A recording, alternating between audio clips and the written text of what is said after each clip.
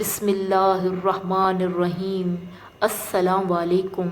پرستان میں شہنشاہ پرستان سے ایک غلطی ہو جاتی ہے۔ پرستان کی وہ کتاب جس میں پرستان کے اہم راز موجود تھے، وہ کتاب زمین پر ان کے ہاتھوں سے گر جاتی ہے۔ اس کتاب میں پرستان کے تمام اہم راز موجود تھے۔ وہ کتاب جب زمین پر گری تو ایک شیطانی مخلوق نے اس کتاب کو اپنے پاس چھپا لیا۔ اب ان سے یہ پرستانی کتاب لینے کا صرف ایک ہی طریقہ تھا کہ شہنشاہ پرستان اپنے بیٹے کو زمین پر کسی انسان کے حوالے کر دے، اور جب یہ بچہ 20 سال کی عمر کو پہنچے گا تو شہنشاہ پرستان اور یہ پریزاد بچہ دونوں مل کر اس شیطانی مخلوق سے مقابلہ کر سکتے ہیں۔ اس کے علاوہ اس کتاب کو حاصل کرنے کا کوئی اور راستہ ہی نہ تھا۔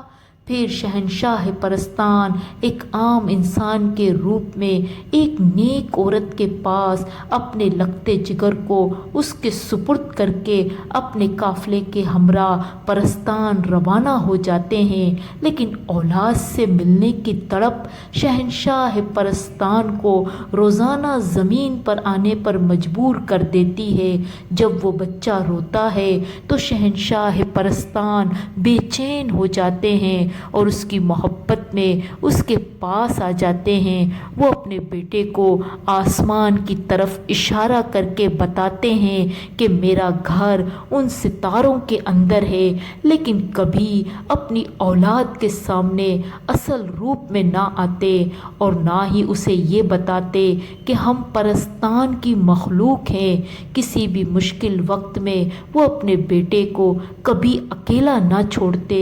پھر وہ 20 سال کی عمر کو پہنچ جاتا ہے اور ایک رات شہنشاہ پرستان اپنی اصل صورت میں اس کے سامنے آ جاتے ہیں اور اسے بتاتے ہیں کہ تم ایک پری ذات ہو اور کل کا سورج تمہیں ایک عظیم طاقت عطا کرے گا تاکہ ہم باپ بیٹا مل کر ان شیطانی قوتوں سے مقابلہ کر سکے۔